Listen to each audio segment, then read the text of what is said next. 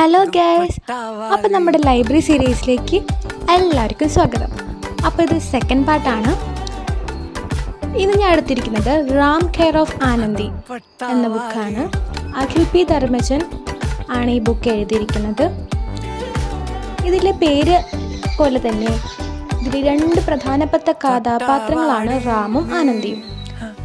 ബുക്കിൻ്റെ ഫ്രണ്ട് ഭാഗത്ത് തന്നെ നിൽക്കുന്ന ആൾക്കാരെ നമുക്ക് ഈ ബുക്ക് വായിച്ചു കഴിഞ്ഞാൽ തന്നെ ക്ലിയർ ആയിട്ട് അവരുടെ കഥാപാത്രങ്ങളും ഒക്കെ നമുക്ക് മനസ്സിലാവുന്നതാണ്.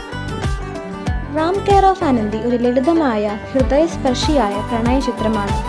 ഗ്രാമീണ പശ്ചാത്തലത്തിൽ നടക്കുന്ന കഥയിൽ സാധാരണക്കാരനായ റാമിൻ്റെയും സ്വതന്ത്ര ചിന്തയുള്ള ആനന്ദിയുടെയും ജീവിതവും ബന്ധവും സുന്ദരമായി അവതരിപ്പിക്കുന്നു. പിന്നെ ഇതിൻ്റെ വില വരുന്നത് 399 രൂപയാണ്. പിന്നെ ഇത് എഴുതിയിരിക്കുന്നത് അഖിൽ പി ധർമ്മജനാണ്. ആളൊരു ന്യൂ എഴുത്തുകാരനാണ് കേട്ടോ. പിന്നെ ഈ നോവൽ സിനിമയാക്കുന്നതൊക്കെ പറയപ്പെടുന്നുണ്ട്. ഇതുവരെ സിനിമയൊന്നും ആയിട്ടില്ല, അങ്ങനെ ഒരു ന്യൂസ് കേൾക്കുന്നുണ്ട് കേട്ടോ.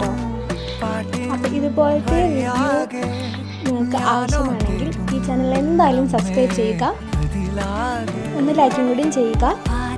അപ്പോൾ ബൈ ഗൈസ്.